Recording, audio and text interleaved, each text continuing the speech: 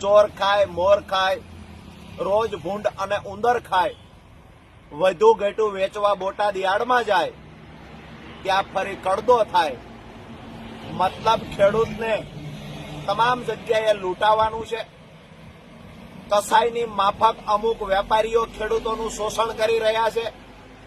Botad marketing યાર્ડને લૂંટવામાં ત્યાંના સત્તાધીશોએ કાંઈ કમી નથી રાખી, પરંતુ બોટાદમાં આવતા ખેડૂતોને લૂંટવાનું કામ પણ સત્તાધીશોની રહેમ નજર નીચે ત્યાંના વેપારી અને અમુક દલાલો કરી રહ્યા છે.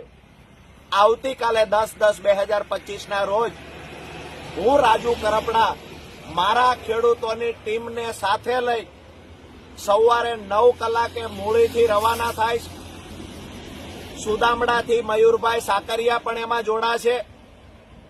10:30 કલાકે બોટાદ માર્કેટિંગ યાર્ડ ખાતે અમે લોકો પહોંચીશું.